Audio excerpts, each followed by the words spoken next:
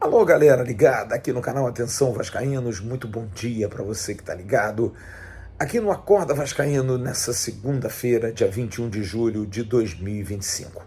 Que prazer estar aqui, muito obrigado pela sua audiência, muito obrigado a você que tem nos concedido bons números. O Acorda Vascaínos, então, está melhorando. Acorda que era um sucesso no AV+, o AV+ virou um canal de corte, um pedido seu e que tem sido muito legal, muito importante, bem sucinto, com detalhes daquilo que sai na nossa programação, de comentários nossos, de informações, de entrevistas. E o Acorda Vascaínos veio para cá para ser o nosso comentário diário no canal 1 da plataforma. E eu estou aqui para falar dessa semana do Vasco, uma semana que nós temos um desafio muito difícil, eu considero quase impossível amanhã, contra o Independente Del Valle. Mas é porque o Vasco tem jogado muito mal? Olha, até que sábado não foi uma partida tão ruim, mas criou-se uma expectativa muito grande depois da partida contra o São Paulo. E é bom lembrar que o Vasco venceu o São Paulo por 3-1 com autoridade no Morumbi, um São Paulo desfalcado, é verdade, mas um São Paulo que vem agora, depois do Mundial, melhor. São Paulo empata com o Bragantino, jogando um bom futebol, empata lá em Bragança Paulista, depois o São Paulo ganha do Corinthians no Clássico no Morumbi, o mesmo São Paulo que o Vasco venceu por 3-1. O Vasco, ao contrário, faz uma partida medíocre contra o Botafogo na volta das férias, uma decepção em Brasília, vai até Quito, tem um jogador expulso com 11 minutos, depois de um início bom, é verdade, tendo algumas estocadas em cima do Del Valle, mas acaba tomando uma goleada impiedosa, com falhas individuais, de um sistema defensivo que tomou esse ano mais de 55 gols. E é em cima disso que eu quero me basear para falar do jogo de amanhã. Mas vou citar o companheiro Jean Faísca, porque o Faísca tem sido um defensor de uma melhoria do Vasco. E eu queria ser um otimista como Jean. Jean, por números, e ele tem razão, analisa, por exemplo, um Vasco que finalizou mais de 30 vezes, foram 31 finalizações no jogo com o Grêmio. Da mesma forma como aconteceu contra o Bragantino, porque contra o Bragantino o Vasco também massacrou em termos de conclusões a gol, mas mais uma vez, como no jogo do Bragantino, sábado, o nosso artilheiro Pablo Verratti não estava bem. Verratti vive aí um jejum de 3 jogos, o que para um jogador como ele é um jejum, e isso tem atrapalhado demais. É uma discussão que se tem se o Verratti está numa boa fase, se o Verratti não está se adaptando ao sistema do Diniz, mas ele jogou bem contra o São Paulo. E essa talvez seja a grande dúvida para que eu não concorde 100% com o meu companheiro Jean Faísca. A gente pode ver melhorias? Pode ver melhorias. Eu também acho que o time tem concluído mais, que o time tem participado mais coletivamente de ações, mas acho que o Vasco é um time extremamente limitado em termos de maneiras de jogo. Eu não consigo conceber um time que não faz jogada de fundo, não consigo conceber um time que não faça ultrapassagem dos seus laterais a ponto de bem na beirada fazer o cruzamento. Eu não consigo conceber um time que não tem um jogador driblador, um jogador que drible, um jogador que quebre uma linha, não consigo. Um jogador que está no 1 contra 1, domina a bola, toca para trás. Um lateral que domina a bola e cruza da intermediária. Eu não consigo engolir isso.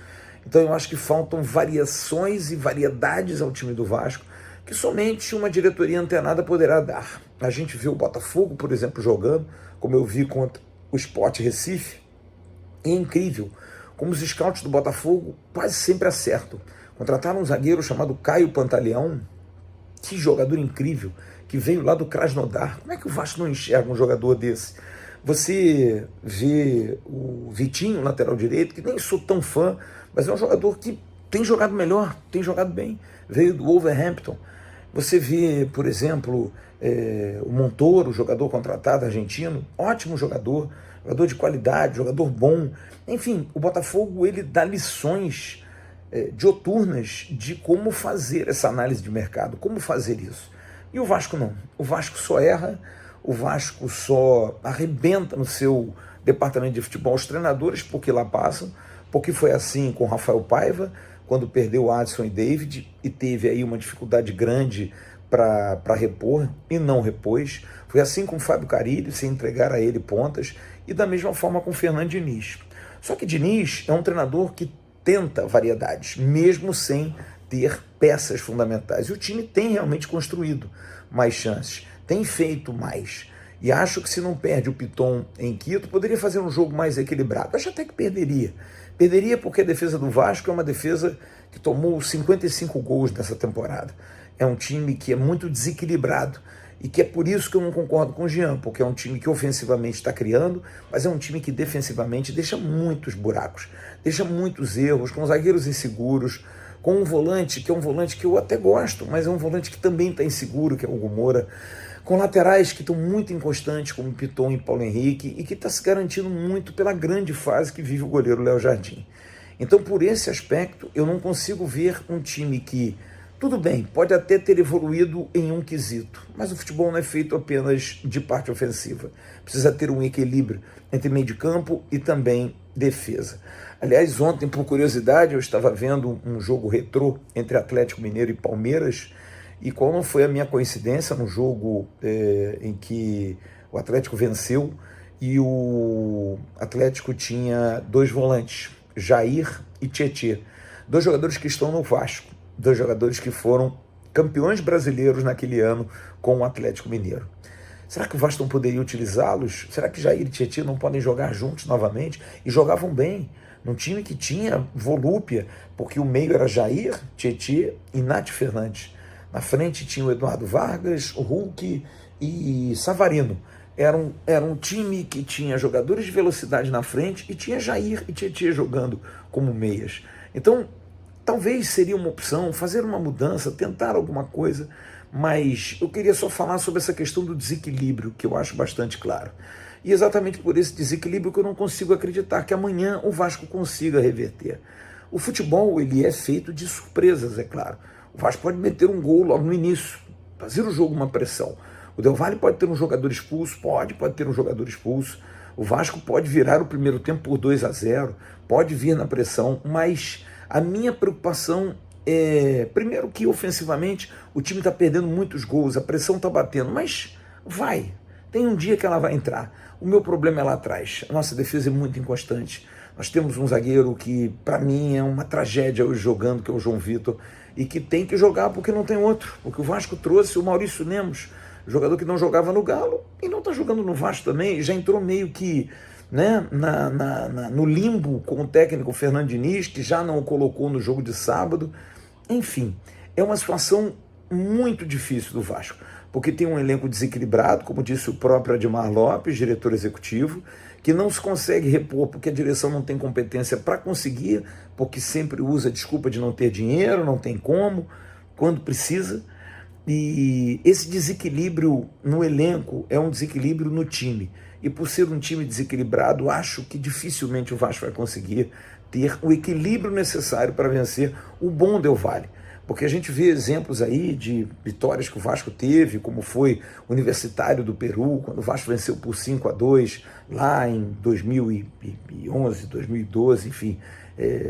E ali a gente via nitidamente que era muito mais uma força, né? Era muito mais por conta de um time que competia muito, mas fora isso é difícil. O Vasco não tem a mesma competição, o Vasco não tem a mesma volúpia, e eu digo aqui, eu estou muito descrente quanto a isso. Quero queimar minha língua, quero não ter razão, quero apenas ser feliz, mas acho que diante dessa falta de equilíbrio, acho muito difícil que o Vasco consiga 4 gols. E é uma semana importante, porque o Vasco domingo tem um jogo às 18h30 em Porto Alegre contra o Inter, onde normalmente o Vasco tem dificuldades. Venceu até um jogo recente, lá ano passado, contra o Inter, jogando no Beira-Rio com o gol do Lincoln, mas é muito inconstante, é muito, muito inconstante. E eu fico preocupado. O Vasco está um ponto da zona do rebaixamento. É claro que não se rebaixa agora, tem muita rodada pela frente, mas eu não sei se esse time tem psicológico, se esse time tem estrutura para, se entrar na zona do rebaixamento, conseguir sair. Não consigo ver isso. Estou muito preocupado, estou muito angustiado, não tenho passado dias bons, não tenho passado dias de tranquilidade, porque, é claro, o Vasco afeta a todos nós, à nossa saúde, ao nosso pensamento, à nossa logística. Estava pensando em mandar alguém para Porto Alegre, pensando em mandar alguém para Maceió, mas a gente fica muito inseguro, extremamente inseguro, porque o Vasco está nos fazendo ficar assim. Vamos ver amanhã como é que as coisas vão rolar, como é que as coisas vão acontecer, mas não acredito. Definitivamente não consigo acreditar. E tomara Deus que eu esteja redondamente errado. Que amanhã seja o jogo do equilíbrio e que a defesa consiga segurar atrás e que o ataque faça os gols das chances que estão sendo criadas, mas não estão sendo concluídas. Daqui a pouco tem um Bom Dia Gigante com Emerson Rocha. Grande abraço, a gente volta logo mais na live tradicional de segunda-feira às 7h30 da noite. Tchau.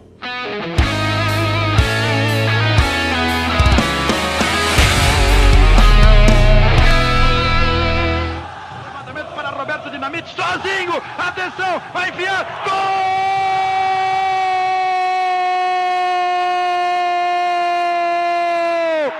Que golaço maravilhoso do moço que mora em Caxias!